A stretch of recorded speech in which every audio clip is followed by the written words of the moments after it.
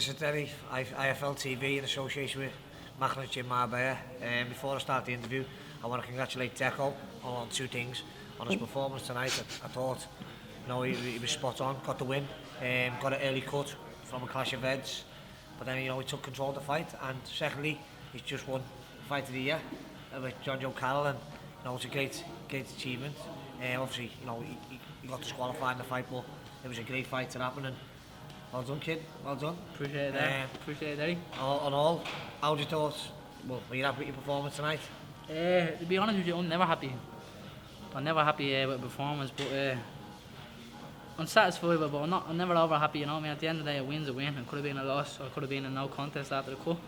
I'm never truly happy with it because of I don't want to be getting touched from me, and I want to be, if boxing is hit, not being hit, you know what I mean? So I got one or two little silly slaps and then a bang of a head, so I'm happy with the win, but it's good that a lot of obviously fighters do not want to be cut, but you're being cut now this early in your career or whatever from a clash of heads, and you've dealt with it, so it'll only stand in good stead as the fight goes on, your fight game goes on through your career when you're in big title fights, because at your weight I don't think there's going to be many people who are going to want to go near you, who want to touch you really, because you're a top talent, you've been a top amateur, you're in a good gym, you're in a good place, you've got your dad's your trainer, you're in a great position, and and as I say, it stands in a good stead. You've been cut, you've dealt with it, and now you can move on to the next fight. We'll give you that few quid in a few minutes for saying all that, mate. You can't give me cheap something. Lovely, at least I don't have to pay for it. No, listen, I'm one of them, I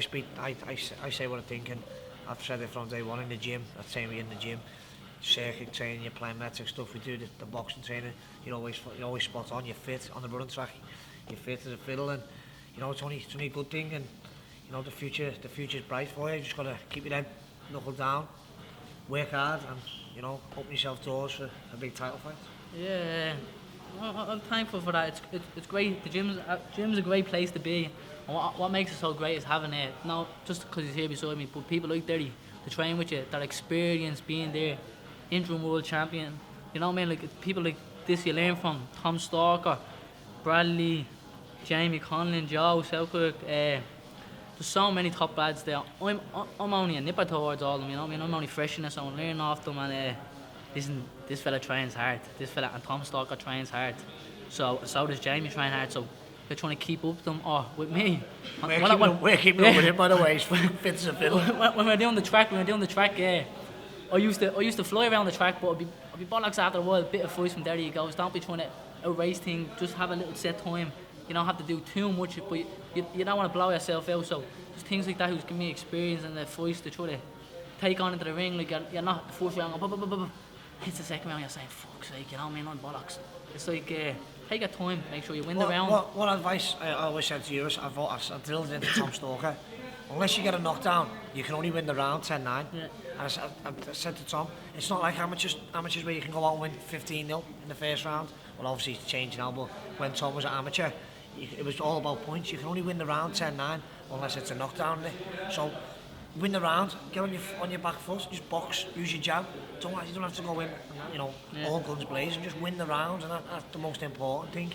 And with Tom, he's listened, and it's paying off in a sparring.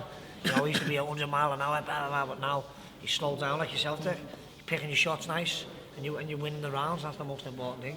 That's the things we need, I mean, it's great to have a coach and you can 100% have confidence, or your manager 100%, but sometimes it's good to have a boxer who's been there, done it, and still doing it, and giving you that kind of voice. Like, listen, what he's saying here, it's obvious to anyone, but sometimes it doesn't get drilled into your head. It needs to be someone who you respect and you see who does it on a daily basis to tell you these kind of things, and to take it on board and say, yeah, you're 100% right, you know what I mean? There's no point of blowing yourself in that first round and come to the second round. Speak of the devil, there he is. Let me come. Congratulations, I thought he was a lifeguard when he came in. Red top and a short. So this is for the MGM show in August, on the way. Limited edition. Well done, Keith, brilliant. And also then, Dex, away from the training and whatever, what's next for you? Where do you see yourself sitting here? You giving the interview, yeah? Yeah. I'm trying to, Tom. I'm trying to. Put yourself. Typical scouts, always putting in. 12 months time, where would you like to be? don't say sitting on a beach or whatever. Fighting wise, your career. I want to do that next week. Yeah, I do no, sit no, on the beach no, with this fella. Career wise, like In 12 months' time, listen. This could have Irish been title. This could have been easy for the title. I was in talks for the title, you know, man. So hopefully Okay, next week. Irish champion. You want Yeah, to well, obviously I want to be. Bit- I want to be Irish. I want to have 2 titles next year. You could have the Celtic. You could have the Irish. You could have the Intercontinental. You could have the European. The WBO Intercontinental. There's a lot of Intercontinentals you win. 12 months time. Listen, 12 months is a long time. You take each fight at a time. It only takes 1 punch.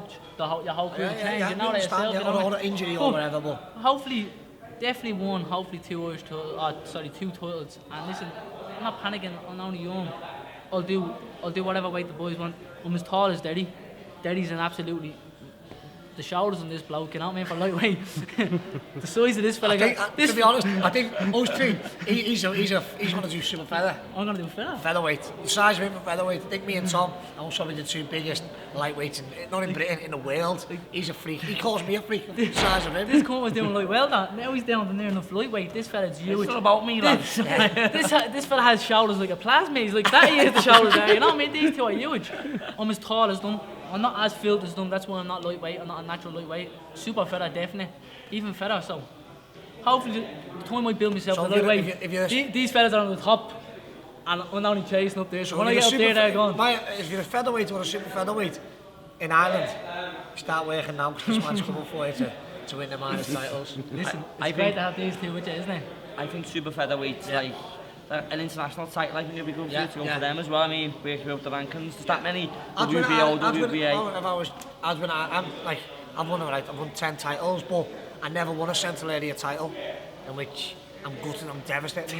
Me and George speak about it now. We jumped right in for the English title, and I'd rather won a Central Area from that, and then so then when you do retire, you can go, no what? I picked everything up on the way. Every little title. You can still go for the central area if you want that.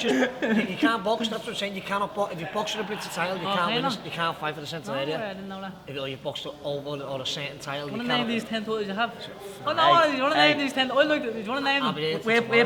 We're picking his plan what way he's going boxing wise. We see that's the Daniel, like, Yeah. he fixed the fucking. But he's gonna be He's the one 12 2 months my time. head. Here's the other fella. Come on over, come on I over. missed your fight, pal. Well done. I missed it. You missed it. Busy. Sorry. 12 I months. called him the dad and he missed me fight. Someone has to walk. Someone's had to walk. Sorry. Sorry, Nico. I'm devastated. I'm devastated. Someone's had to Irish walk. champion. You could even do 2 weights, can't you? If you're saying you're super 3 off, weights. We'll do 3 weights. But listen, this interview was great. It was for me, but it turned into a Derry Matthews show, didn't it? Hey, by the way, Coogan, you're watching this. You're sacked. I'm the new fucking man. There. Thank you, Nice mate. one, Jack.